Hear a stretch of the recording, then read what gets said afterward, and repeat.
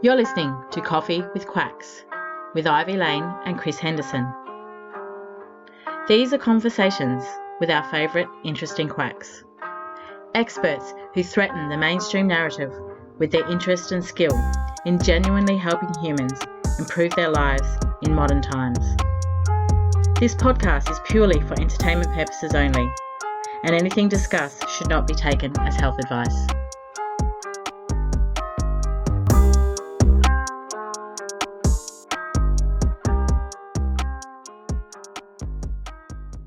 Welcome to Coffee with Quacks. This is episode number 3, right, Ivy? Yes. Very excited with hosting Richard Flook, who's from Advanced Healing Energetics. And Richard is a good friend of mine and someone who I wanted to get on our podcast really early because he has had an experience with healing modalities that is so unique. I met Richard at a seminar he was hosting in Australia and was intrigued by his work and actually employed Richard to be my NLP practitioner. And he was in France, I think. You're in Canada when we were liaising, and I was doing sessions with you, and we've basically kept in touch for the last 2 or 3 years. And Richard's an author, and he's also written, just finished his 3rd book, and we're so excited to have Richard on. So welcome, Richard, to Coffee with Quacks. Thank you very much. But I've been drinking green tea. Does that count? Green tea, yeah. I've Yes. got some kombucha. Well, I've got kombucha. What have you got, Chris? Yeah. I've got a smoothie that was down way before it started, so it doesn't count. So I'm in Queensland. We're just having a chat about the weather, and Ivy's in Richard's in France at the moment. So we're all around the world, but we really want to, we were saying we want to use these podcasts to draw out information that, it's not not necessarily mainstream, but we want to empower people to use modalities and what things that they can take on themselves in these modern times, because so much of health is outsourced to doctors and the internet and things like that. So that's why we developed, Coffee with Quacks, because we know there's a lot of quackery out there that actually can do people good. So Richard, I'd like to hand it over to you by firstly asking a question about your background. Tell the viewers and listeners your unique background and how, where you came from and how you actually got into health, because I've heard it a couple of times, but I love to hear it again. Well, I suffered quite badly from a really horrific back pain for many, many years, and did the traditional thing, which went to a doctor, eventually found an osteopath who helped, but never solved the problem. And eventually, I was in the wine trade for many, many years, even traveled to Australia quite a few times, buying and selling wine. But eventually, I came across a way of clearing the underlying trauma that caused the problem, and the back pain disappeared. I went, that was a long time ago. And then I did the same thing again after that. But before that, also, my mother, she had breast cancer. And it was around the age of 12, 13. I was at school. I just heard from my father. He sat on the end of my bed, couldn't look me in the eye, and just said, I'm sorry to tell you, son, but your mum's died. And they went through a very acrimonious divorce. She moved a 8 to 10 hour drive away. And that was a long way. In the United Kingdom, we lived in Bristol, for those people who are aware of that. And she moved up to Newcastle way to live with another guy. He was a really great guy. Just really saw her at the traditional school holidays. And it was horrific. And I'm the one of 3 boys.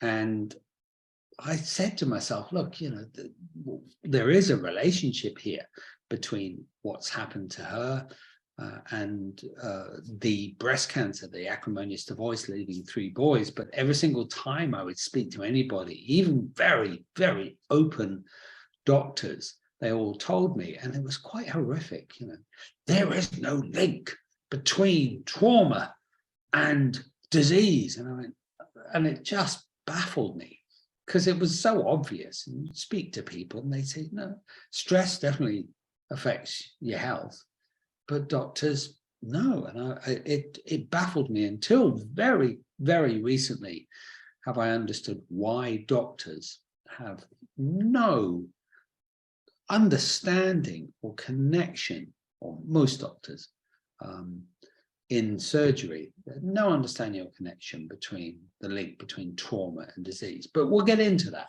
So my story basically started like that. Mother died. I then got backache and things like that, severe backache, rendering me almost unable to walk. And it happened quite a few times. And eventually I studied neurolinguistic programming while still in the wine trade. I went very, very high in the wine trade and got numerous qualifications. And I was able to clear it, and I never looked back. And I spent now the last 30 odd years working within the field of healing, I suppose, healing modalities, assisting people to clear their traumas of the underlying traumas that trigger disease. That's what I say now. And that's when, that's where I am right now. Is that enough information? Because I could talk about myself all day, Yeah, I think that's great. Can I know this is really early, interject, but when you said that about them not knowing, I wonder if you ever read Gabor Mate's book, When the Body Says No? I have come across it, but no, yeah, I haven't. So he that whole book is about cancer and trauma. Right. Emotional trauma, and the endless amounts of evidence that not only suggests, that says, and he can get down to which trauma will cause which cancer. It's yeah. This is the interesting thing. I came across the work of a very maverick doctor called Dr. Gert Hammer, and he had written quite a few books and actually pieced a lot of this together. And I like that material because I remember coming across it in the NLP circles and reading the literature. It had just arrived, some of it had been translated from German. And there it said, breast cancer, a severe separation from loved one, child or children. And I went, there it is.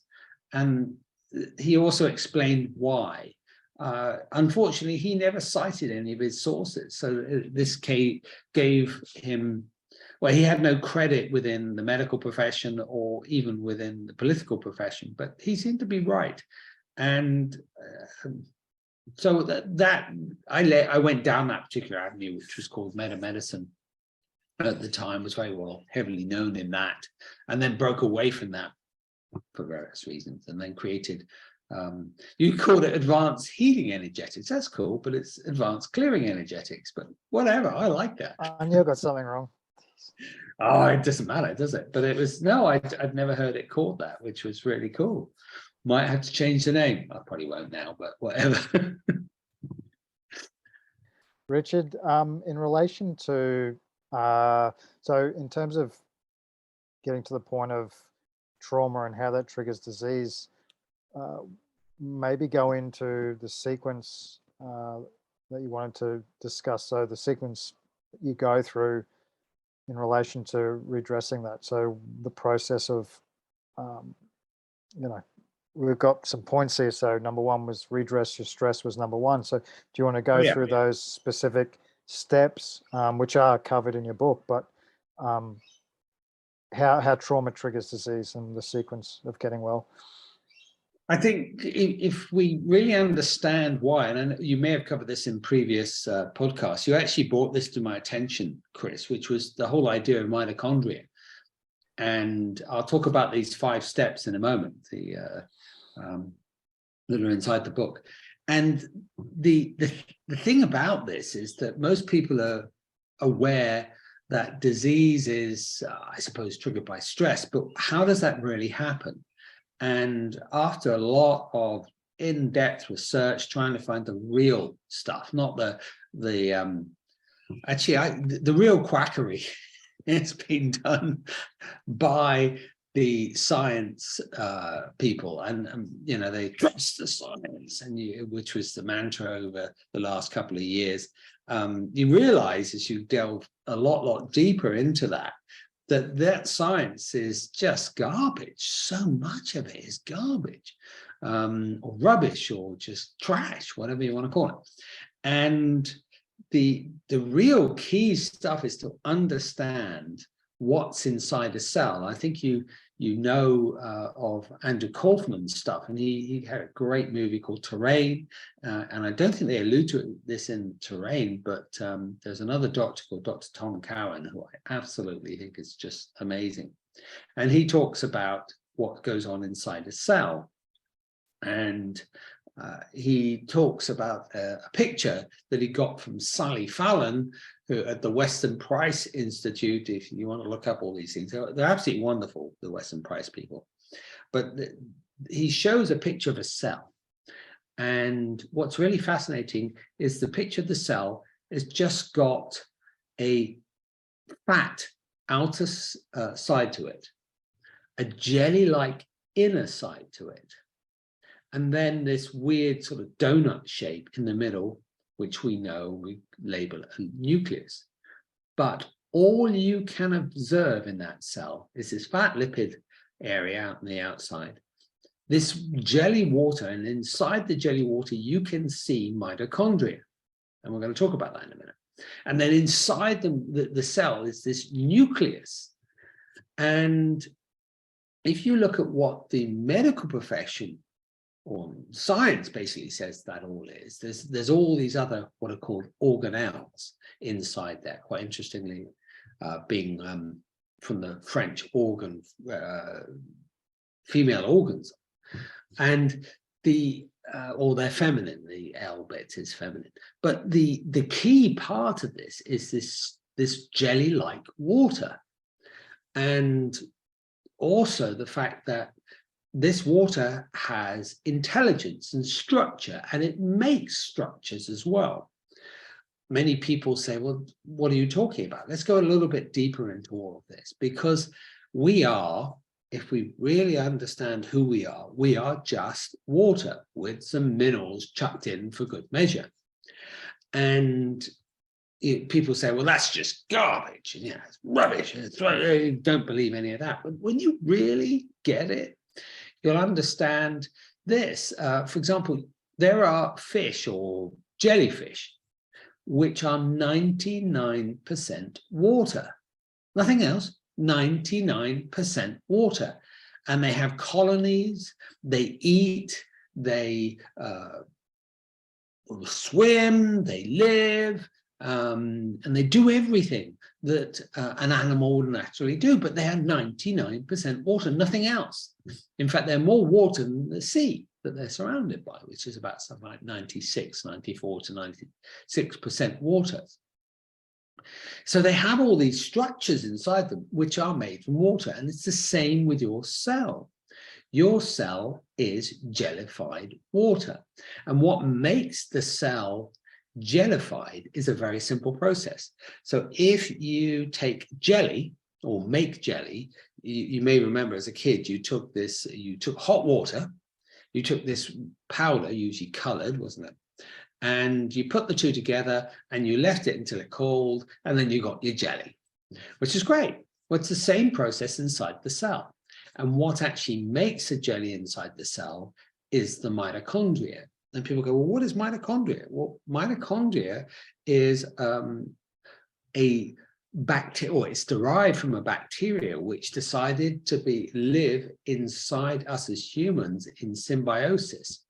And this is really relevant because the mitochondria, what they do through a very long process, which was developed or understood by a guy called Otto Warburg, and one of his students called Hans Krebs. It's called the Krebs process. And this process generates heat. So let's just understand this. You have water, which is normal slushy water that you would get, say, out of your tap. And then you heat it up through mitochondria. And then from heating it up, it turns into structured water. Structured water with the nucleus as well, which is actually made from structured water, creates special little, I don't know, functional parts of a cell, which we can't actually observe under even a microscope. All we can see, as I said, under a microscope is mitochondria. We can see the nucleus and this jelly. But there's all these different things that the cell does. Now, if we think about disease, what normally stops this beautiful cell from being and doing what it's supposed to do is trauma. Trauma, we now know, causes anything from 40 to 80% dysfunction of the mitochondria. In other words, it knocks them out. And other things that cause the mitochondria to dysfunction are toxicity. Toxicity from heavy metals, from electromagnetic fields, from LED lights, from mercury, toxicity from mold. And we know all of these things, and geoengineering as well. All of these things all add up, and there seems to be a relentless pesticides and herbicides, genetically, I mentioned genetically modified foods, but all of these things take out your mitochondria. And if you think about it, your cell, what makes you alive is the jellified water. And we'll go into a little bit more detail of what's going on inside there. And this jellified water is made by mitochondria. If you knock out the mitochondria, you don't get jellified water. If you don't have jellified water, then the cell goes into dysfunction, or the mitochondria go into dysfunction. Therefore, the cell no longer has this beautiful structure to it, and it becomes, I don't know, not very good, or it blows up, causing inflammation, and so on and so forth. And we get this cascade of effects. So I better talk a bit more about the 5 steps. Should I go into that now, Chris? Yeah, for sure, mate. Yeah, so the number 1 was redress the stress, right? Yeah. So as I said earlier, the redressing the stress is absolutely essential, because if 40 to 80% of mitochondrial dysfunction is caused by trauma, then basically you want to get rid of that trauma first, don't you? That would make sense. So the very first thing that people need to do is to redress their stress, to get rid of the thing that's causing or triggering the disease to occur in the first place. And I can talk to people about a process that I go through in order to find out what that stressful event is. I just want to say one other thing. Most people are unaware because they look at a picture of a cell and they believe that a cell is, it's got a couple of mitochondria inside it, because that's what most pictures have. Maybe some of them have a little bit more. But other than blood cells, which have no mitochondria, there are anything from 500 to 100,000 mitochondria in an individual cell, depending on where it's localized within the body. Amazing. We love to, and a big part of these podcasts is to give people, links and things, but takeaway on how they can actually tap into something in their own homes. Like this morning when we did the Wim Hof breathing, we went through like a breathing technique. So when you mentioned you can show us how to quickly identify which traumas, I don't know if we can do a demo, but is that interesting enough, easy enough to do that, or is that something specific? I think we can do something on that, definitely. We can find a little bit about how that works. Yep. Let me go through those other steps. Cool, yeah. Because everything that I explained earlier will just suddenly all drop into place, and people go, oh, okay, now I can actually piece this together. We need to redress the stress, okay? The second one is reduce the, no, not reduce, what is it? Sorry, so early in the morning. Release the toxicity. I've got them written down. Release the toxicity, yeah. So anything that's toxic, reduce the inflammation, rework the environment, and raise the energy. So we've got 5 steps. And what's fascinating about those steps, because I've been studying this for over 30 odd years, is that you can't get from address to stress to raise your energy in one foul swoop. You just can't do it. It's too far a leap. So if someone's really ill and has got a horrible disease, to try and raise your energy, it's really difficult. I don't know whether you've ever experienced that. You're coughing and spluttering and someone says, no, focus on the good stuff. You say, expletives come out of one's mouth, don't they? Well, you just don't have the energy to do it because you need to do these other steps first. And the work that I've been able to piece together is that most therapeutic interventions do one of these steps really well. And some of them do two of them, but usually one very well. A couple of them do three. But the key really is to understand you have to apply different models to your healing in order to get well. There's not one size fits all. You have to also follow this plan. So you've got to address the stress first, something that's completely ignored in most even complementary or alternative medical interventions. Certainly not in medicine. I mean, they would say, oh no, go and see your psychiatrist who will only give you a happy pill, which isn't, they don't even work. The things that reduce your depression, supposedly SSRIs, are absolutely horrendous things. They do save some lives, but most of them are just horrible stuff. So those people don't even do anything. They're not even dealing with the underlying emotion. They just say, oh, we've obviously got this pill. So the whole point is that we have to go through these 5 steps. Let me just go back through them first. Need to release the underlying stressful events that triggered the disease in the first place, stop the mitochondria being functional and reverse that. We need to get rid of the toxic stuff, so much of that you can talk about for, ad infinitum, and then reduce the inflammation, something that most people are really unaware of, but sort of aware of, but not totally understanding. A lot of that's driven by fear, by the way. And then the third one is rework the environment by just dealing with things like good quality food and stuff like that. And raising your energy is all about setting goals specifically. Anyway, so we've got these 5 steps, and my new book is all about that. It's all about I take a lady called Marcy through this long journey. It is quite a long journey. She gets breast cancer, and then I take her all the way through these steps in the book. She's a made-up character based on real individual characters that I've worked with along the way.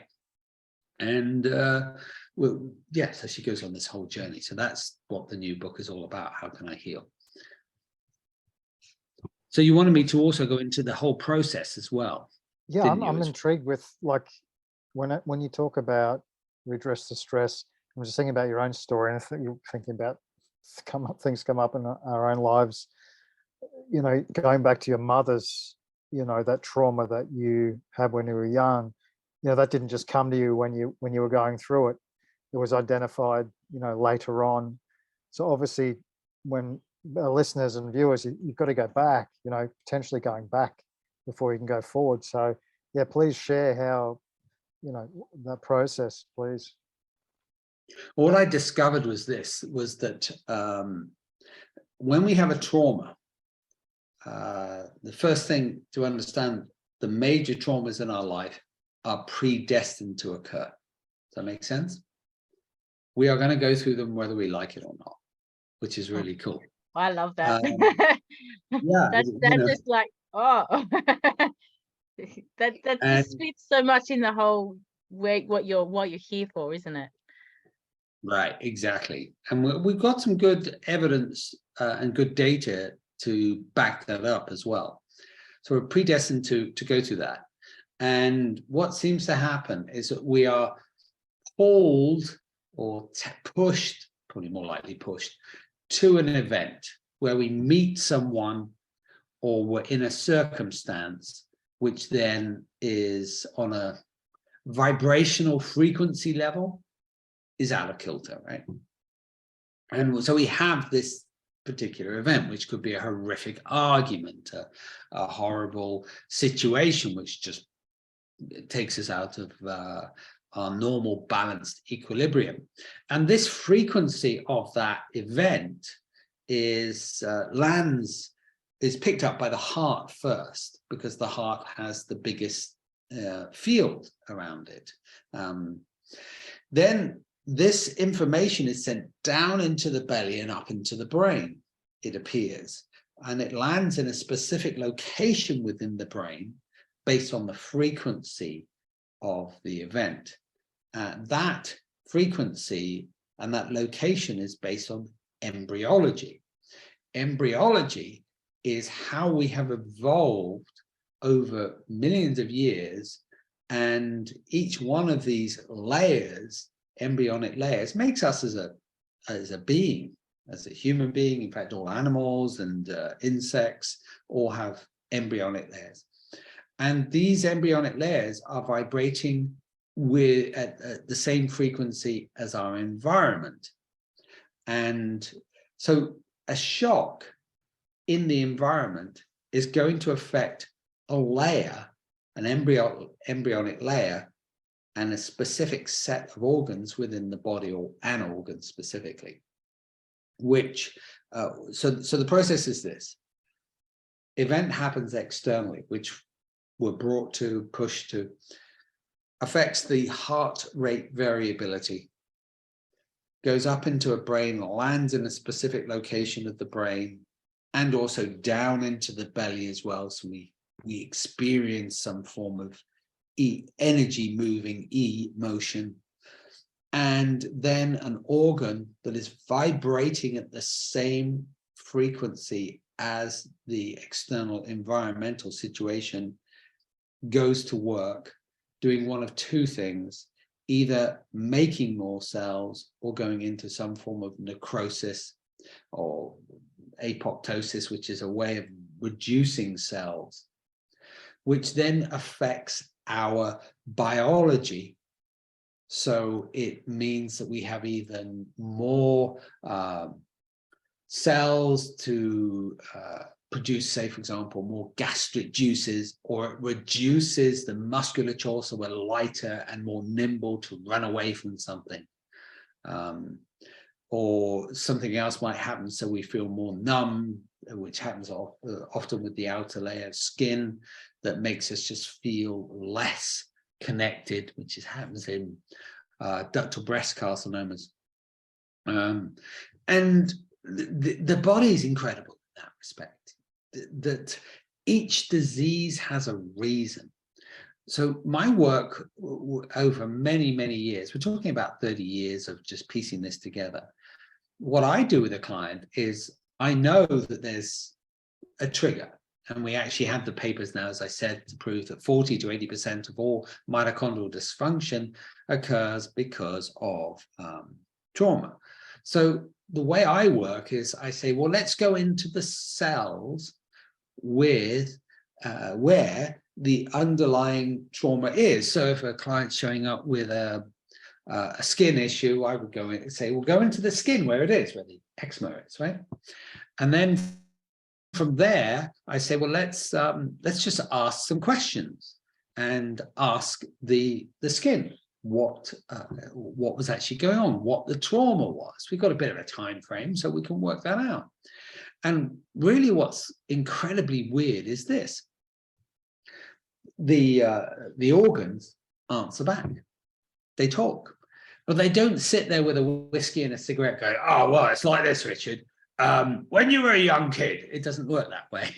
What it does is it shows pictures, events, people's voices, feelings, emotions, little mini movies, little stuff just comes up because they're all interconnected. It all seems like one big malaise, but it's not.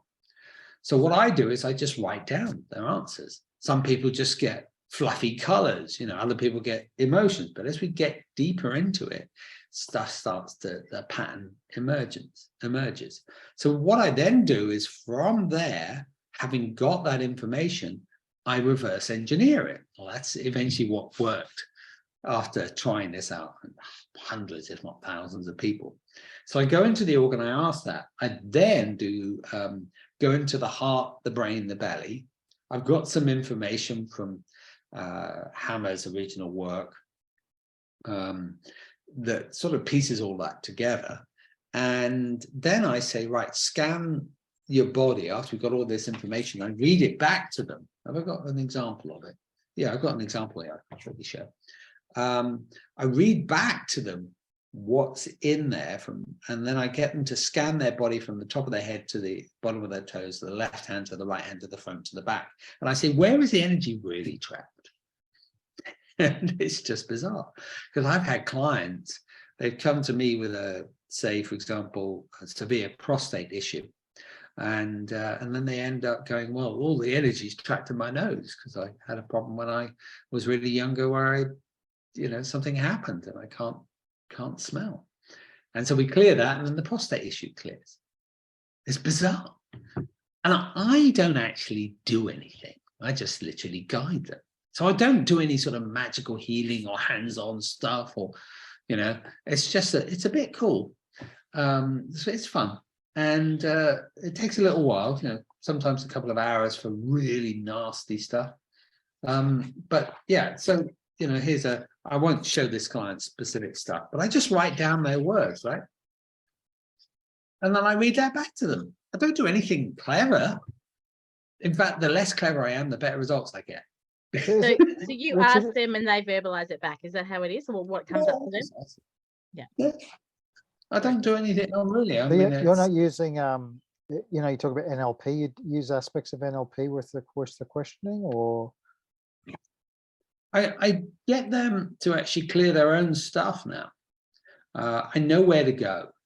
The reason why I asked the top of the head, bottom of the toes, left, right, front, back, is because what I also came up with or realized, and this goes back to 2002, 2003, I was doing some work and I was trying to understand, which came from NLP.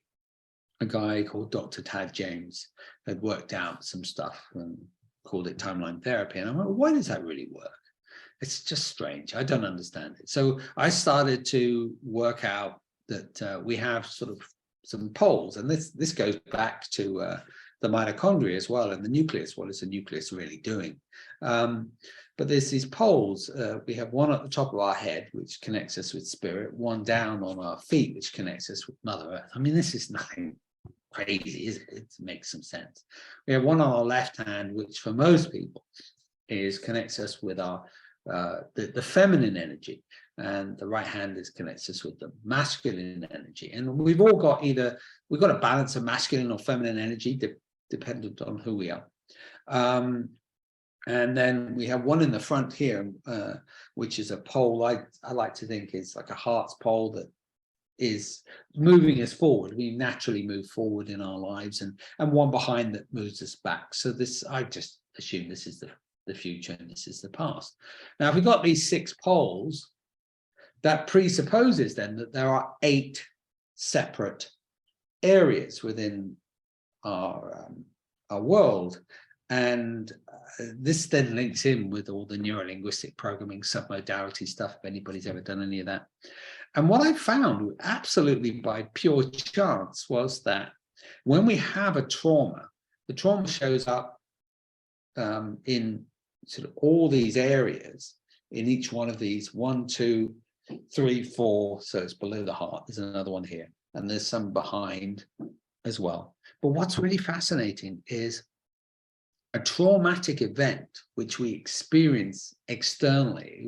We see it, we feel it, we hear it, but it shows up externally in our awareness, will not show up in all of those 8 areas. There'll be one where it doesn't exist, or it does exist, but the energy is nothing. And so what I do now with clients is I just say, well, point to where it doesn't exist. And they go, oh, where? And I go, okay, so go there then. I just ask them to say a couple of sentences about what do they need to learn, how do they evolve or grow up from this. And then the thing just pops, it just goes. It's so bizarre. And I don't do it, like I said, I don't do any of the work. I just sit there and twiddle my thumbs sometimes. That's not quite like that, but yeah, it's very fascinating. Sounds And so efficient. yeah, Compared to finding the right homeopathic remedy and then the stages, because you know, you don't know which remedy is going to come up at what. You clear one layer of energy and you don't know what's going to come up next. It just sounds so quick. It is quick, and it really does work. And homeopathy is a similar type of thing, in that you're trying to clear all these layers. But what I'm wanting to do is to go into that layer as quickly as I possibly can.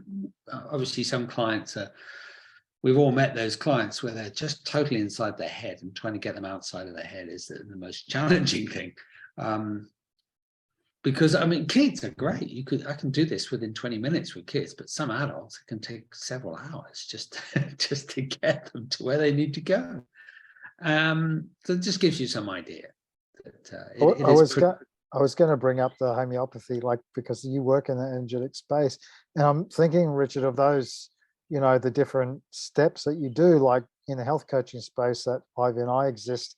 You know, we can look at heavy metals, we can look at health coaching, we look at diet, we look at stress reduction, you look at EMFs, you know what I mean? But it's the cherry on top is this energetic work of the trauma, because you can do all those other things, but you don't get the leverage, you don't get the real results. And part of our work, and that's why we have you on, is try to elevate this stuff to the top of the tree, and then everything else will become that more easier, and also the client probably be a lot more compliant, right? I think. Yeah, that one paper, which is a meta-analysis, and people probably aren't aware what that means. It's basically some people went and they've got all the research around mitochondrial dysfunction and how it actually occurred, and then piece it all together. This meta-analysis, this paper was from 2018, basically says that trauma causes mitochondrial dysfunction. Anything from 40 to 80%. And what I said about the water and mitochondria and all that makes just suddenly it all adds up. So we need to address the stress first. Funny little story. When I first came across this work, I was commissioned by Hay House to write How Can I Heal? It was many years ago after my first book, Why Am I Sick? This is my third book. My second one was Why You Shouldn't Eat Genetically Modified Foods. That's another story altogether, but whatever. And I only had 4 steps, and they were deal with the toxicity, inflammation, environment, and raise your energy. And then one day I went, duh.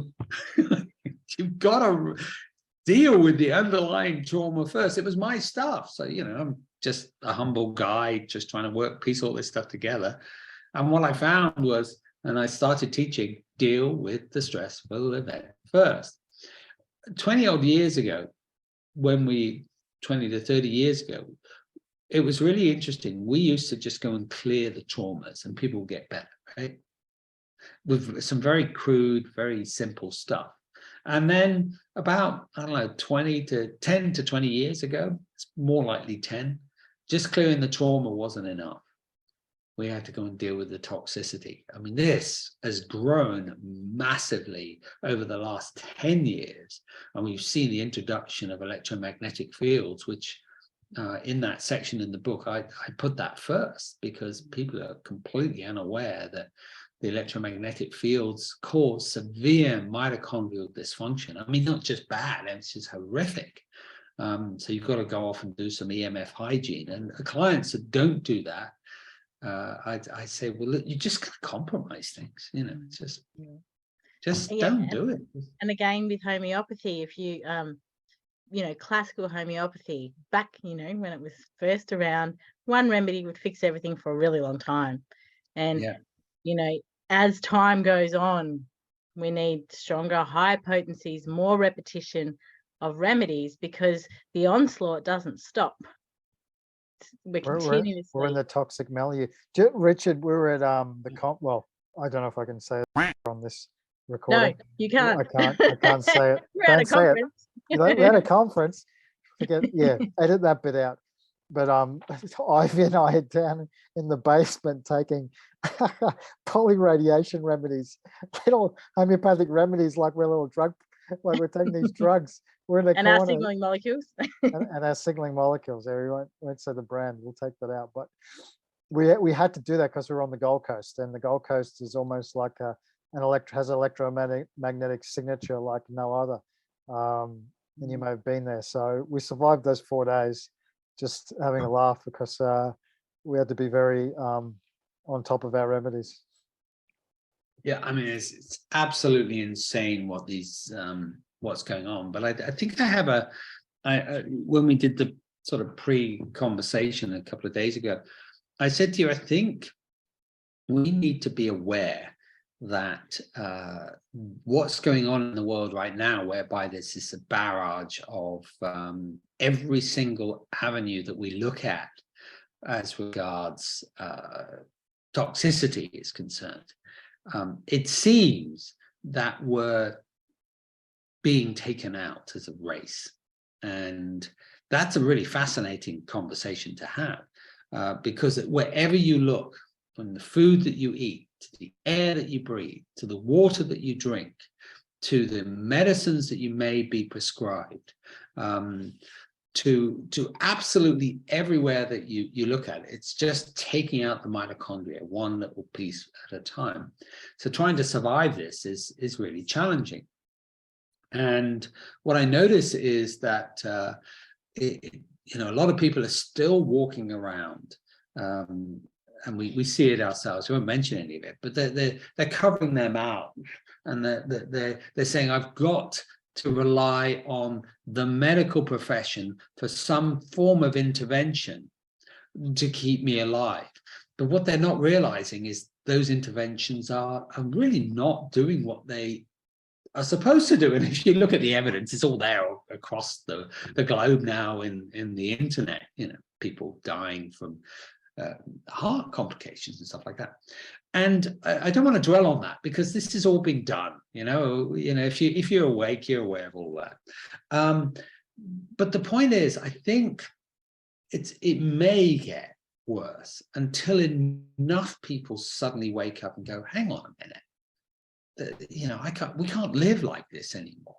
We've got to change, and we've got to take back our control, and look at our own health, and not rely on doctors and governments and meaningful people to sustain our lives. It's not possible anymore. It really isn't. It was anyway, but it's comfortable, isn't it? It really is. It's very comfortable to be able to say, oh, well, yeah, absolutely. I don't want to wipe my own bottom, when I go to the toilet. I go and get some. I'll actually phone up a government official and say, is it okay that, can I use it? Because that's basically where people have got to.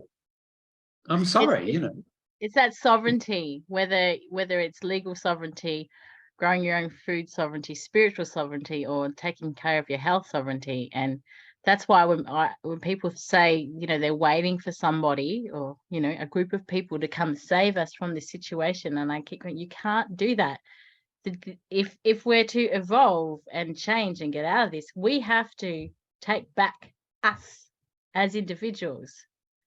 And I love how this doesn't matter who we're talking to, this keeps coming up, and I love it. The synchronicity across is fantastic.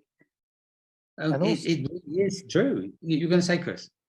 I was just going to, my mind's still going back to when he went through that process of trauma release. I have done some of that with Richard, and Richard has shown me some of, sorry to go back. I want to just hook back into that, because a lot of people would have tried different therapies, and I'm thinking about like talk therapy, like psychotherapy, just the fact that you do these types of modalities and you're almost re-traumatizing yourself. You've had the trauma, then you're going over it again and again and again and again and again, right? To somehow come out the other side of it, where I feel this is more elegant and it's sufficient. And when I first met you, that was on stage at the seminar, and that's what you were actually trying to show these practitioners, how to actually do things in a quicker, more efficient way than potentially how they'd been trained before. So don't know, maybe Oh you yeah, can we speak were to that. busting the system, weren't we? I was breaking it.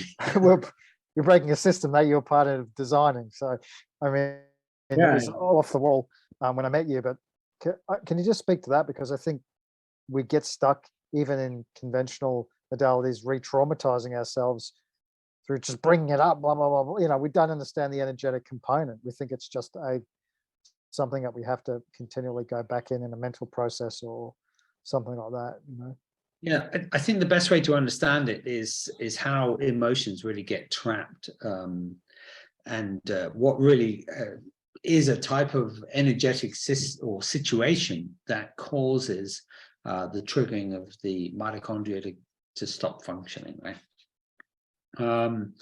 And that was best described, or I describe it as a UDIN moment, which stands, it's just an acronym, and it's really simple because I don't know, when I'm working with a client, I can't remember stuff, you know, just sitting there. So I had to create an acronym. And the acronym is UDIN. So it's unexpected, dramatic, isolating, no strategy.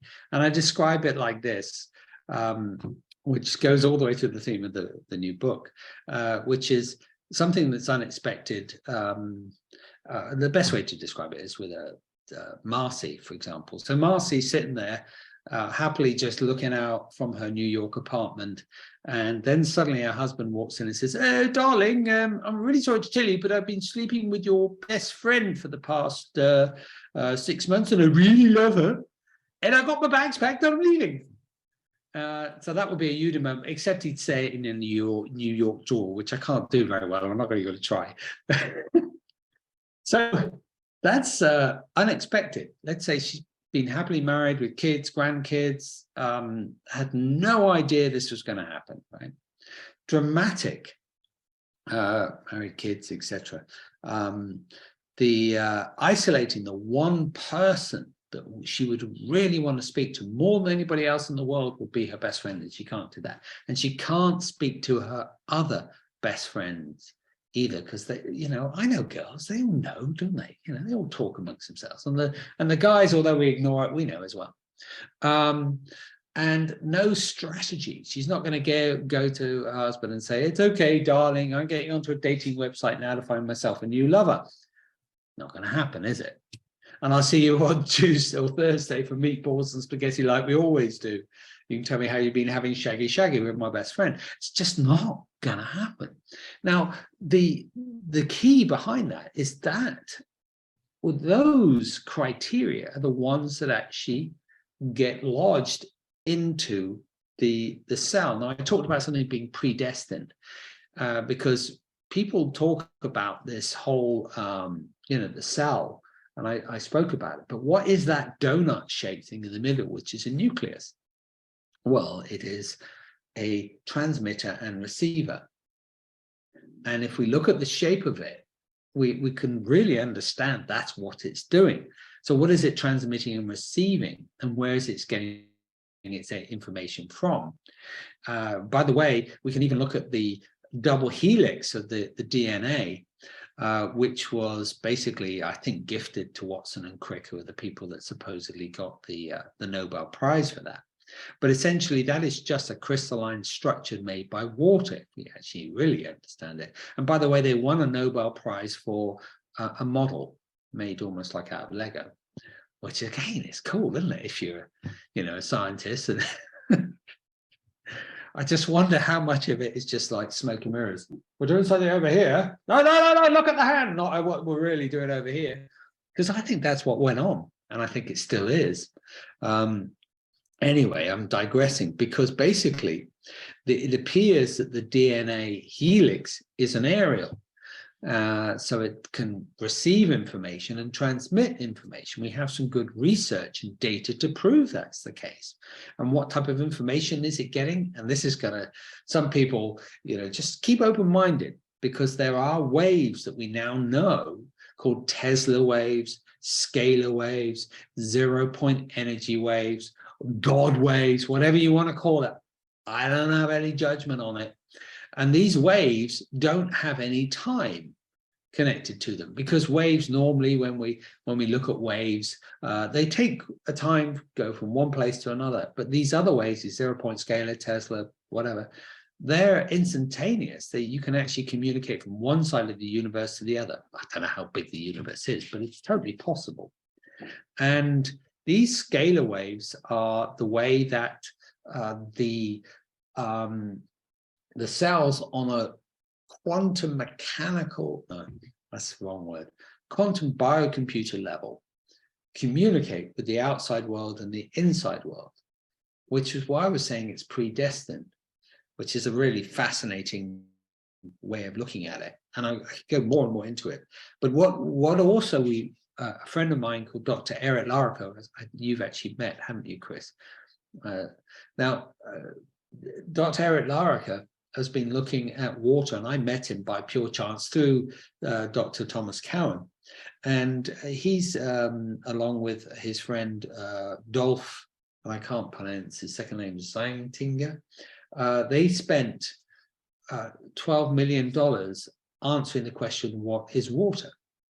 And then when I spent some time with Dr. Eric Larker, who's a veterinary surgeon up in the Netherlands, we found out that when we have structured water, and structured water is this jelly-like substance which Dr. Gerald Pollack created or did some stuff on the 4th phase of water. If people are on that line, you can look at all this stuff. It's absolutely crazy.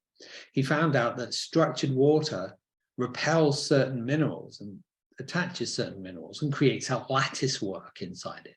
And what we discovered was that inside the lattice work is what Dr. Eric Larker coins the quantum biocomputer, which is quite clumsy, but whatever, it does explain something.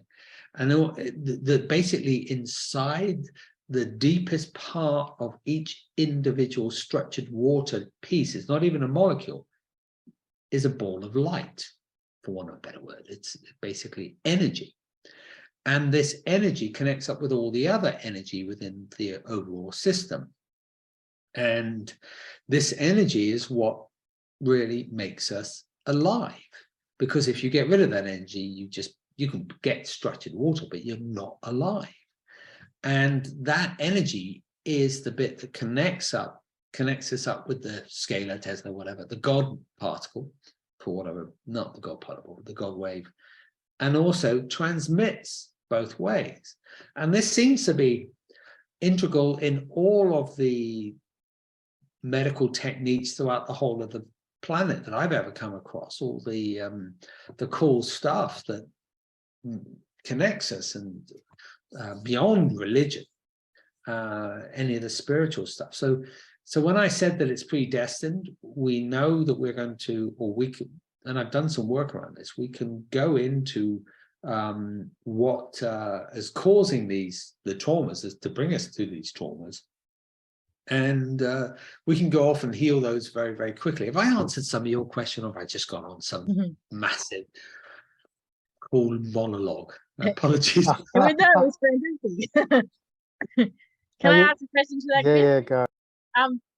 So is this how radionics works? Yeah.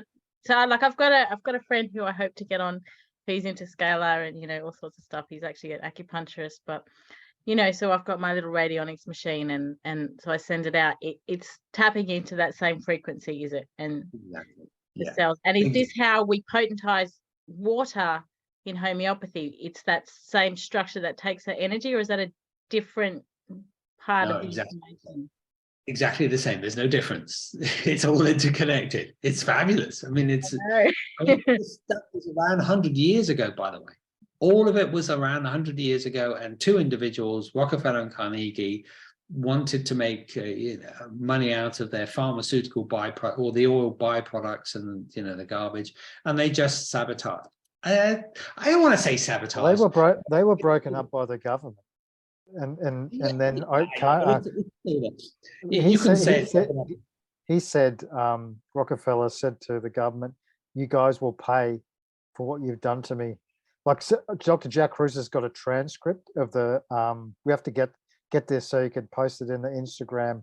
Don't want to derail where you're going, but I think there's like Senate papers or Congress papers where it said you will pay, you know, and what we're paying now. This is the payment. This is the repayment. It always comes back up. This is what I love. It comes back up. In all these, there's everybody ends up coming almost to the same spot through different pathways. That's what I love. They can't stop it. No, and also I think that the real fact is that energy of the Rockefeller and the Carnegies was on the planet, and still is very much so. And through organized crime, the CIA is organized crime. Just, you know, it's just with a nice government seal on it. If you look at the work of Whitney Webb, it's a wonderful book. I can't remember the name of the book, but she's written this incredible book. She's a journalist. It's actually so large, it has to be in 2 volumes, but she talks about exactly where it came from and all that sort of stuff, and Carnegie and Rockefeller and all that. But you see, that energy is on the planet, and it had to come out, had to get very, very unpleasant and nasty. And really, as I think, it's just to wake us up and just go, hang on a minute. Like I said, we've got to the stage right now where people really, honestly, are asking their bottoms to be wiped. In fact, then they don't want to take that responsibility. And so now, you know, you've got to turn it completely on its head and go off, like we said, make your own food, do all the necessary things, remove your amalgam fillings, because that's a joke as well. Just look after yourself and do some cool stuff, because there's stuff, and I've got to get into it, which I haven't explained. For example, when we look at scalar waves, what the hell are pyramids? I mean, I'm going off on a tangent, but there are some pyramids, we talked about this, in Bosnia that have been carbon dated back 30,000 years ago. 30,000. And you know, they've been able to see this concrete, which is even stronger than the strongest concrete that we have on the planet now, which went to go and build the Burj Khalifa, which is this 1.5 kilometers high building in Dubai. So Richard, you know, Richard, I think what's amazing, the take home for me and listeners at a very foundational level, is now we understand that words, trauma, events can affect us to such a level. You're going to be more aware of what you're doing, right? Of what you're saying, of how you're living. Like, we think this is just external noise, but it's going to the very essence of your being's function.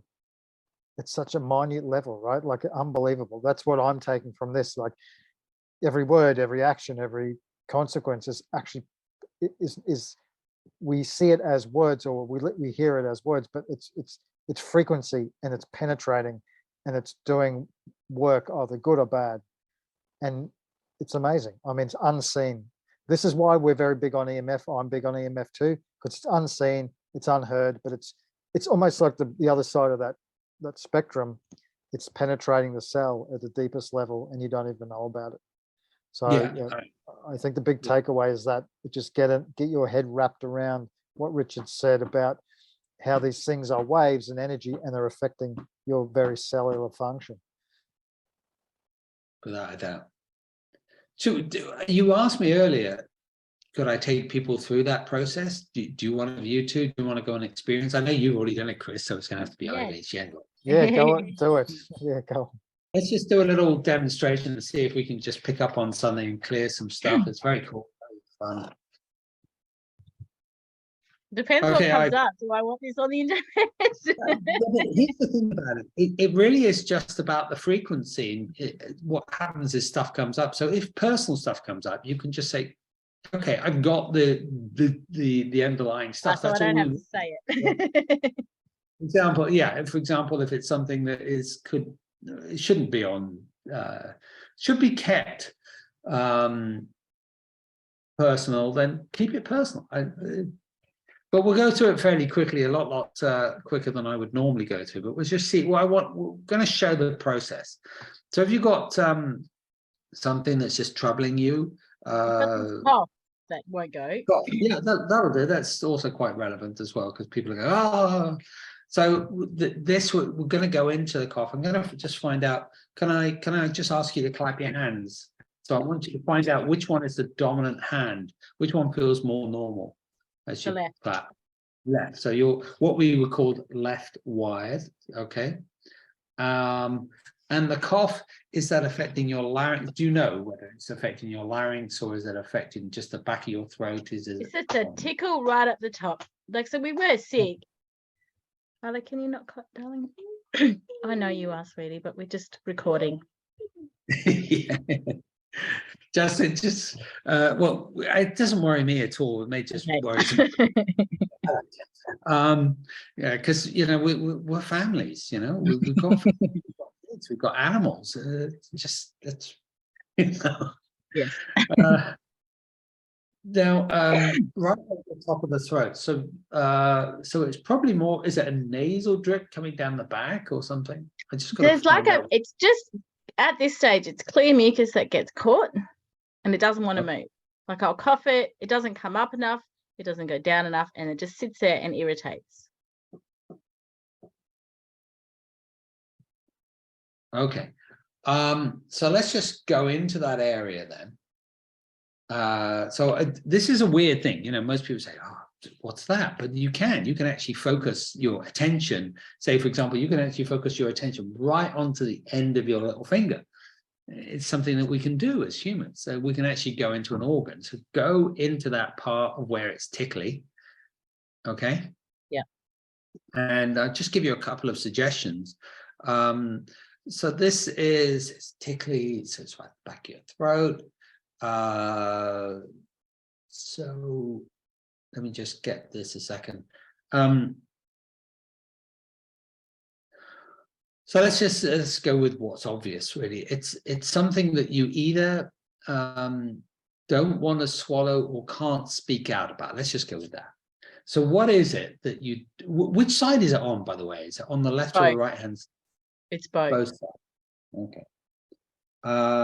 So go into that area and just ask the question, what is it I can't sort of cough up or speak up about, or I can't actually bring down either?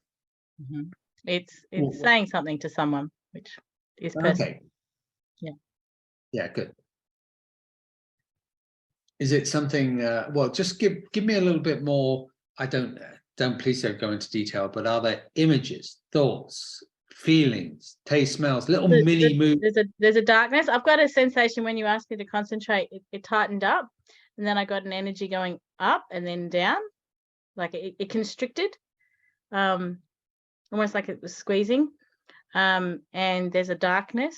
I feel this thing that I need to say is re-triggering a much older, similar situation that was far more traumatic, that again I wasn't able to verbalize properly. And now as I say that, I'm now feeling it in my arms, down my legs, up to my head, like energy moving. That's quite hot, almost burning energy. My ears as well, like down the bottom, started hurting in a dull burn.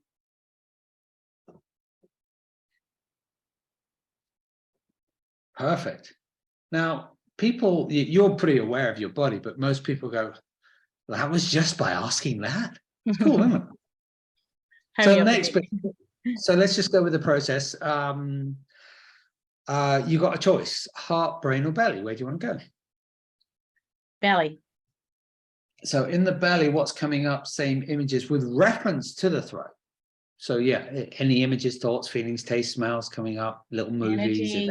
Energy going out. It's quite chaotic, like static sort of energy. Nervous, anxiety, butterflies sort of thing. Not quite butterflies, but yeah, it's like static, hot static. Okay. Any other images, thoughts, events coming up? There's a darkness that's going from my eyes going down, like a flow of sadness. Yeah. Flow of sadness. Good. Anything else? It's really, the more I talk about it, the more it's going into my head and just draining down.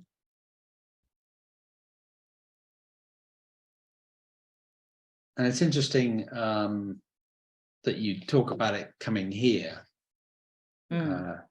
We'll see why that's relevant in a moment. Let's go into the heart or the brain. The brain. Okay, in the brain. Now we can actually get a lot more specific, but I'm just wondering, is this in the brainstem or is it in the cortex? So we'll go with both. So where do you want to go first? The brainstem. Okay. Brainstem, yeah. So it's the back where I'm feeling it. Okay. So go into the brainstem, and what's coming up there? This is all can be very, very basic survival issues. It's constricted. Yeah. It's like holding on tight to, very constricted to yeah. I just feel like holding on for life, sort of. Holding on for life. Okay. Any other images, thoughts, feelings, taste, smells, people's voices, events? There's a huge blockage where I can't go into it. Okay. Probably, if I could be more vocal, it would probably come out. Okay. There's an abandonment feeling. Okay. That's not fair. That's not fair, you said. Well, the thought is that it's not fair. Yeah. Okay, good. Right, go into the heart. I'm going to stick with the brainstem because it's just for time. Normally I would go and explore other areas, but we'll do it. So into the heart, what else is going on inside the heart? It feels quite, it felt empty, felt clear, which is unusual for my heart. And now that I'm thinking about it, the energy is there. It's not as it's not as strong as it is in the brain and the belly, but it's going in and constricting a little bit in the center. But my heart it feels quite light. Okay. Any other images, thoughts, feelings, taste, smells? The heart is the connection with other people. You see, that's what connects. Yeah, it's just it's quite interesting. It's quite empty. Okay. It's like it feels clear. Okay, good. So this is then, I would probably get a little bit more information normally, but let's just go with this now. So I'm just going to read out what you actually said. Like I said, I don't do anything really. I'm just sitting. It's taken 30 years to get myself out of the way, so don't think it's anything other than that. So we know it's a cough tickle right at the top, saying something to someone. You said that it's a darkness, up and down, constricting.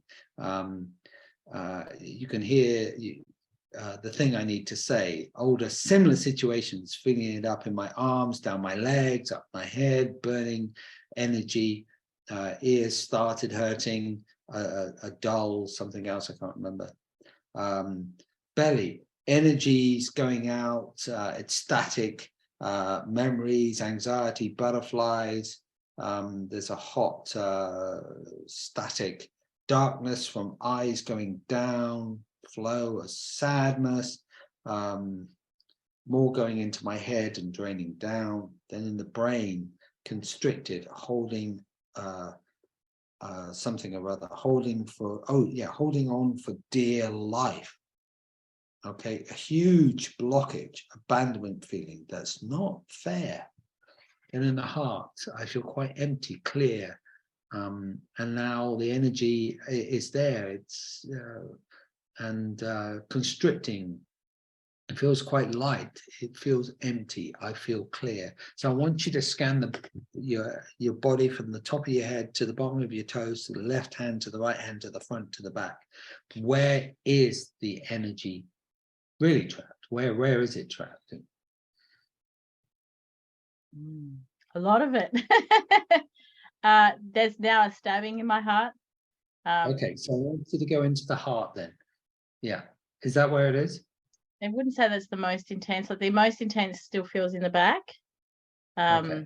it's very, the heat has really exasperated, and the flow, it's just, yeah, feels like radiating dark, angry heat sort of here and on my fingers and my legs, mostly my left leg. So where do you want to go? Where is it really? Just trust the Once I body. say that, then I go heart. Yeah. Once I've Okay. said it, the heart stabs. So I want you to go into your heart and ask and go into the mitochondria there. Okay. And ask the mitochondria, how come the energy's trapped there? How come it's just you're not running because of this properly? Got it? Mm-hmm. You got it. Do you want to say that or not? You can't say. I didn't come up with an answer. Oh no, I kind of did. Yeah, these are the words of the verbalization of. I went back to a link in an event. Yeah. Okay, went to a link Mhm. in an event. Okay, good. So that's now from there. I want you. So that's what they're showing you, right? Mhm. That's what the mitochondria say. Hey, this is it, because this is this water bit, because it's all interconnected. So now go into the water Mhm.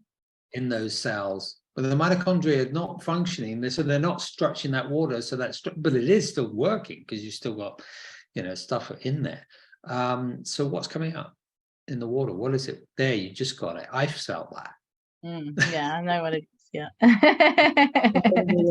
Okay, so it's showing you very clearly. It's obviously personal. We don't need to go into the detail. Give us something just for the audience here. And abandonment during a severe illness, precursing a severe illness, actually. Okay. Good. All right. Now, from there, I want you to point around you. Where does this energy not exist? In other words, it's not really there. Now, it could be upper left, upper right, lower left, lower right, upper left, upper right, lower left, lower right, behind. So Upper right. Notice. So it just doesn't outside of you, right? Okay, upper right. Okay, so I want you to go there. Okay. Mm-hmm. Go to the upper right in front of you and go out after the energy of this has disappeared. Okay.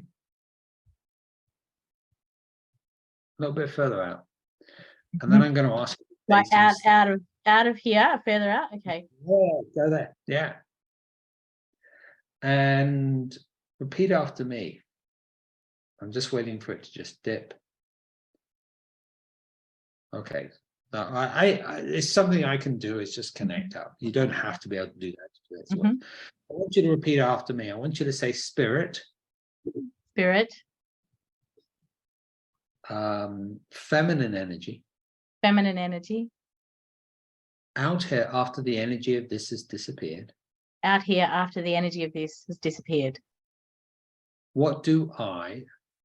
What do I? A woman. A woman. Learn from this. Learn from this. Oh, there we go. Stay there. We don't have to verbalize anything. If you want to, I can make a note of it, but often it's I would. If I wasn't on camera, I would. Okay, good. All right, so next piece is stay out there. Okay, I want you to say masculine energy, feminine energy. Feminine energy. Spirit. Spirit. Out here after the energy of this has disappeared. Out here after the energy of this has disappeared. How do I? How do I? Grow up from this. Grow up from this. And be a woman of creator. And be a woman of creator. And anything else other than creator, whatever you want. But there you go. Do you feel that? It's like the answer was ask for it. I want you to do one other thing. I want you to step outside of that area. Okay, and see all those cubes outside. Okay. So I want you to see it from the past, go up to spirit, look down at your life, Go out into the front if you want, after the distant future is done. Go out onto the masculine side, which is on your left. Look at your world from that point of view, from masculine energy point of view. Then go down to Mother Earth. Have a look up at your life from Mother Earth's point of view. And then go out onto the other side to the feminine energy point of view. So remember, we talked about these poles. So you're looking at life all the way from that. Now I'm going to ask you some questions. And we're going to take out a statement each, so a word each time, or a couple of words each time. So I want you to say, I, a woman, am beyond all of this. I, a woman, am beyond all of this. Is that true? Yes or no? Yes. Good. So now I want you to say, I, a woman, am beyond. I, a woman, am beyond. Is that true? Yes. Good. Say, I, a woman, am. I, a woman, am. Sounds strange language, but it's a soul-based language. Yeah. Is that true? Yes. Okay, say, I, a woman. I, a woman. That's true as well. Yes. And just say, I. I. Okay, that's true too, is it? Yeah. Now let go of the I. Just let it go. And merge back in with Creator.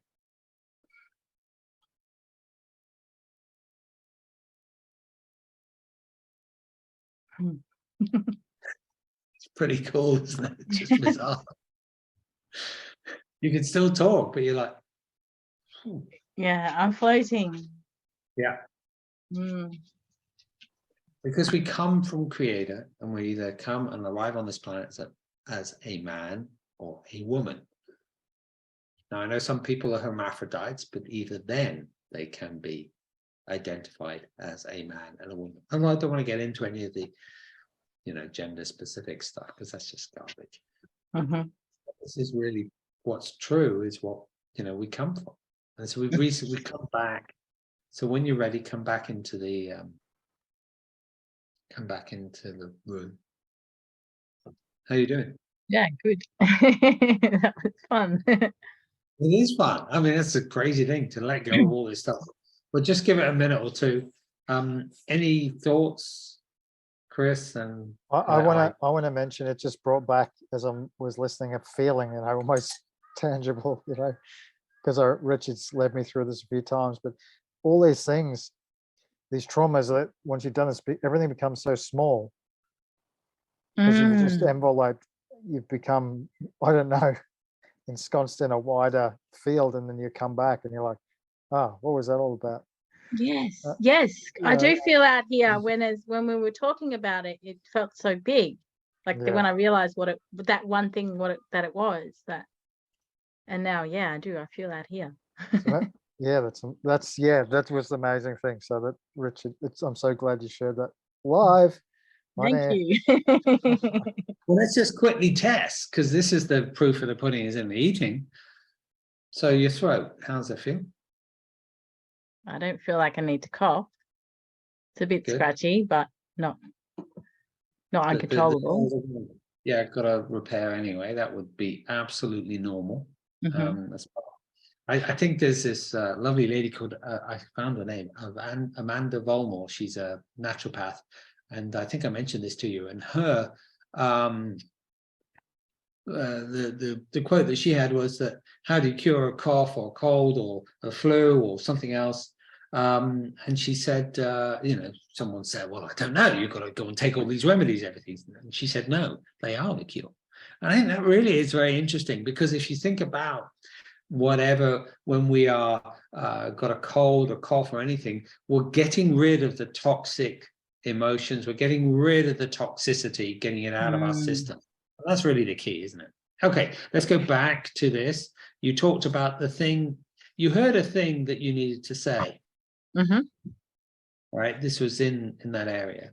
And the older situations, similar situations, and as you go back to them, is the energy still there on those situations? Be honest with yourself.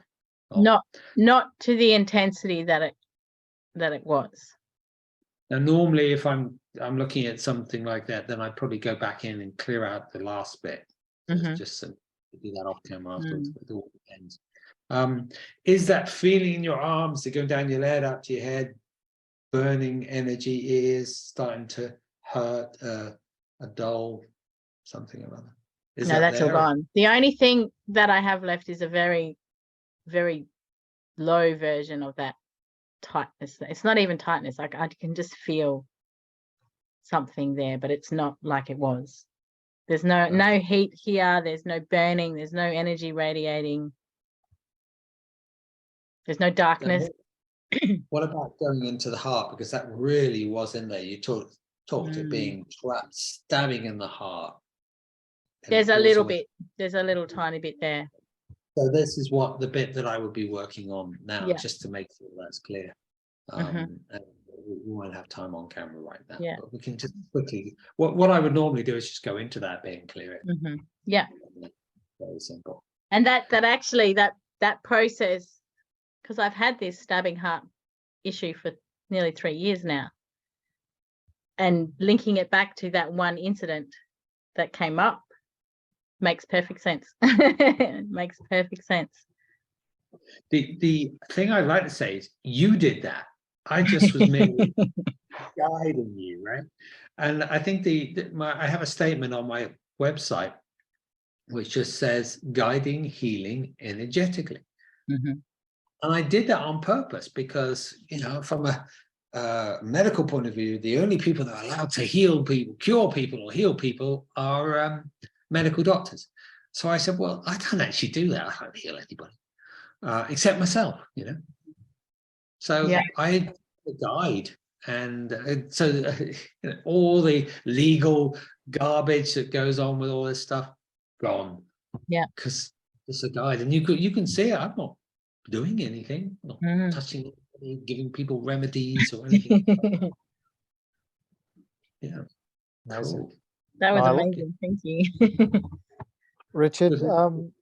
So with our listeners got an amazing experience there because you can see how it works. There was something you wanted to share with us and them, right? As far as how they can access some of your work, is that right? Yeah, I did some time ago. Could I bring it up on screen? Is that worth doing? Yeah, you've got to share, I think. Yeah, I think I've got it actually already here. Yeah, I do. And there's this, let me just come out of this a second. Some time ago, actually it was last year, around this time last year, where is it? It's here. I recorded two-day, it's called the ACE Retreat. And I did this this whole thing as, well, let me just see if I can get back a second. And it's 2 days of experiencing a lot of this stuff, okay? So I'd like to offer that to people if they want. People are paying over 170, 180 US dollars. I'm sorry, that's not Australian. But I'd like to offer it at $47 if people are up for that, and they can go and experience this stuff, and they can have me take them through it. So there's this whole thing. I'm going to skip through various things. You'll understand when you go there. This is videos, and I take people through all this stuff. There's a little workbook as well that explains all of that. So there's just videos, and there's videos of me in my place in France. I had to do it all online. So now what we're going to look at is something called the next. And I like this, and we're talking about safe fears and stuff like that. But I show you how to release it, and I take you through the process, and also take you through what I call the next process, which is the antithesis of the Udin process, which is quite cool. And I show why it works. And there's it's quite a few hours of it. Some of it you can skip over, but the majority, because you may not want to watch it, but the majority is all there, and you can see it's all videoed. with students there in the background. And I go through, I show how illusions are made up, especially in this world. And you know, I talked about that earlier. Look at my hand while I do other stuff behind, right? And I just show you how they did and do this stuff, and basically how we are manipulated and controlled. So what really all this work is about taking back our personal power, our personal way of living and being ourselves with the people that we love and care about in our community. So that's what this really is about. It's called the ACE Retreat. And as I said, it's wonderful, wonderful stuff. So does that, if people want to find out more about my work, it's a very easy entrance into that particular work. So if I was to do that, I could go through these last little remnant bits and I guess do it with more honesty and probably clear it a lot more efficiently. Yeah, you can do it yourself. I mean, that's the beauty of this stuff. It's taken me 30 years to work out something you can actually do yourself. I will say, if a person is going through a severe issue that, you know, is really, really nasty, it's challenging to do yourself. It really is, because you get caught up in your own, you know, thoughts and thinking. And even myself, I know this stuff, and sometimes something is just challenging, so I go and get one of my students to take me through it. And I still, my jaw drops, like, I was like, really? Just so obvious? I mean, why didn't I see that? And I was just like, oh, But isn't geez. it that being taken care of by somebody else allows you that ability to do? You know, even though, you know, I did that myself, if I was to do that on my own, I didn't have the safety net of your caring, your nurturance to rest into, to do it safely. Yeah, it is guiding. You need that guidance on the big stuff. On the smaller stuff, you can actually, you know, clear stuff out. But this was just a tiny little tick in your throat, but it actually related to something very, very much deeper, and as we can see, and that's often the case. So there's some good words of wisdom in there in that retreat, and I'd love people to do that. And I can also share a couple of other things that are very relevant. Perhaps if you go onto my website as well, richardflook.com, you can download the original first 2 chapters of the book. I think the lady's name is now changed, and they talk about the dark, so you can understand. I just understood a little bit about what was going on. You can skip over that. It does get dark. And then the next chapter is all about the light, and Dr. Erin Larica, I talk about that in an individual bit, but I don't actually go into this process, unfortunately. That's in the book, which is pretty intense. Intense is the wrong word. It's a lot of fun to read. I've read it several times. And by the way, just so people understand with the book, I'm still doing the citations and footnotes.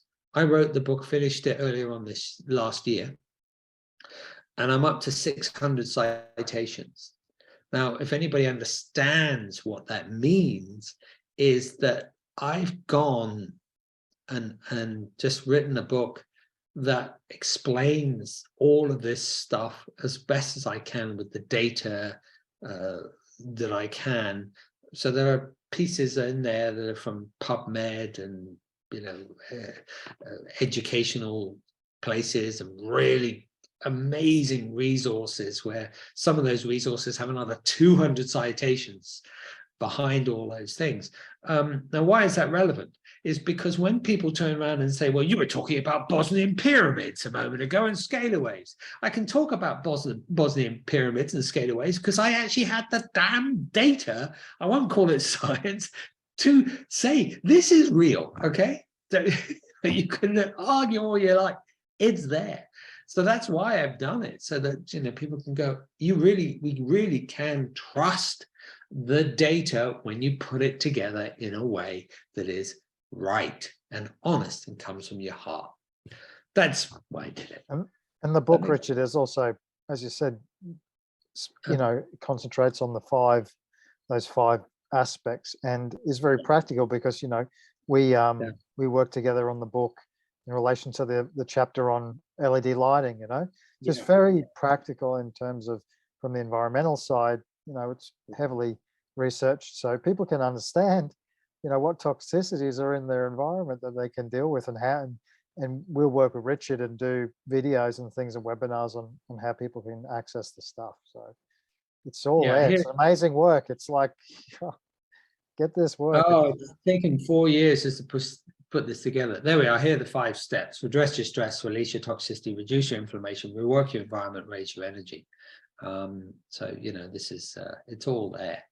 And then here are some of the citations, just to go through. And like I said, it's this lovely lady called Marcy who comes to me with a breast carcinoma, and so it's her journey going all the way through that, and what people experience when they're working with me. And then I go into the other parts of why it's all relevant. So it's almost 2 books in one. So there's the bit where you're experiencing the whole process, and then I go into the why and what the theory is behind each one of those things. It's not available yet. I wanted it to be out 2 years ago, but when something's really worth doing, it's worth doing right. It turned from fun to a book that I should have written for Hay House. If anybody knows who Hay House are, you'll understand. To a book that just went, no, I've got to write the right book. Okay, no, forget about trying to do everything else. And then I had to bring in all the other stuff. And then we had 2 years, didn't we, where I really could focus on it, and people now can believe this stuff is really real. It's there, and why it was taken out of our system, why it was not available. So that's the book. And I hope people appreciate what's gone into it, and it does what it's meant to do, which is help people. We're looking forward to that book. And so that'll be available from your website, will it, when the time comes? Or Yeah, from when Hay? the time comes, it will probably, no, it's not going to be with Hay House. It will be probably self-published on the big sort of foresty type of organization. But I don't want to support Shall them. remain nameless. It's just it's unfortunate there's really only one place one can go. I'm going to see if I can put it somewhere else, but for the moment that's possibly where it's going to go. Well, maybe where Julian, our first guest, he has his work published through a Italian publisher. Yeah, they might. He said he sells a lot through that. Sounds like it would be almost in alignment. It would be wonderful. Like I've got to esoteric, start with just to get it out there. And because I've run out of cash for this project, and you eventually go, oh God. So there we go. We'll see. We'll see how it all materializes. Thanks, Richard. And yeah, I really appreciate what you've done today and giving us a little glimpse into an area people just maybe haven't even seen before. We're so hardwired into here. We don't get to feel the things we need to do, or even have that perception that energy is, we might feel it here but it's actually somewhere else, and there's a lot of stuff behind it. So now, perfect that you did that, because that drawing out the point of the trauma and the mitochondria, and then going into Ivy's heart, where the heart's got the most mitochondria, heart and the brain's got the most mitochondria in the body. So and the ovaries in women. It's the ovaries. Yep. Yeah, I did the 10,000 per cell. Brain has 100,000 as specific localized area within the limbic area, which is sort of weird, isn't it? Makes sense. And we get it makes sense the ovaries would, because that's to create life, doesn't it? And we get, well, I heard, Richard, we get mitochondria from the mother, I think. Is that right? Yeah, absolutely. It's all from the mum. Has your mother got Ferrari mitochondria or old Datsun blown up mitochondria? It's just I just got to say, Richard, I love the originality of this, and yet, like I said, it's like it just seems to me that you found your pathway to find this stuff, whereas say kinesiology would have a similar thing, homeopathy, the scalar, acupuncture, but I guess if you come philosophical to we are all one and we are all connected. It's just how this information has come through you. And it seems quite pertinent in a modern time, the way that you've explained it. Seems very practical for our, conditioned minds, that the esoteric is still a leap for a lot of us. But it feels like you've brought it down into low level areas, platforms almost, to grasp this in an easy way. So I think it's wonderful. I would agree with that, and it has been a real challenge to get to that place, and also then to answer those questions, which, why does it work? Because I was doing this stuff years and years ago, and I said, I don't understand. Now I do, and now I can explain it, and it's real. It genuinely is real. It works. That's very cool.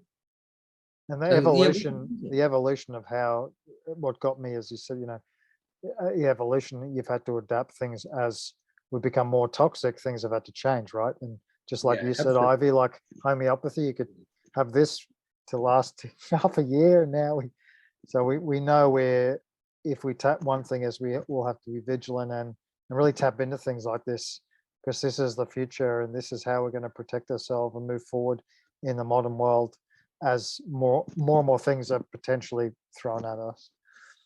I will say that when it comes to things like homeopathy, kinesiology, EFT, acupuncture, all of those things, they are more relevant now than they were 10, 15, 100 years ago. And here's a little interesting fact.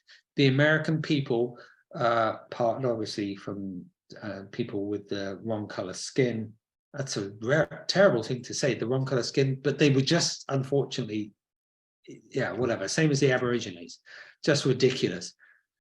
Americans were literate, 99% literacy. Can you believe that? They use homeopathy, acupuncture, and other remedies to heal. Within 7 years, wiped off the face of America. And then it went through Europe. This is just, it's just amazing how we've allowed this to happen as a race of individuals, wherever we're from. So I think when we understand that this material I've got is not new, and neither is homeopathy or acupuncture or anything else like that. They are absolutely essential, and they are the real true medicine. Because when we really understand just mitochondria and we look at the cell and structured water, it's energy at its core. We are just allowing that flow of energy to go through correctly.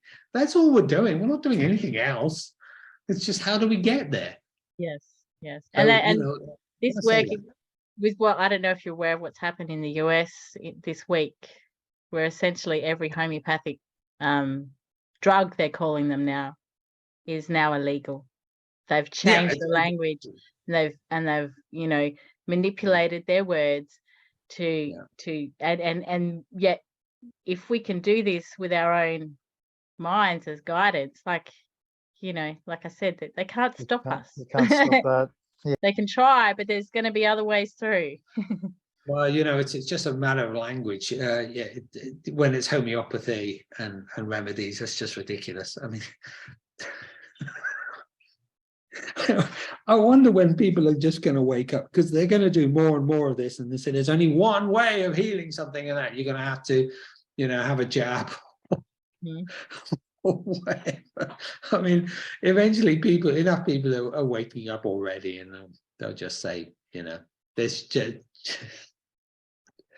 There we go. It's fun. Actually, when we're great, we're observers in the world, and we're watching this observation and just going, really?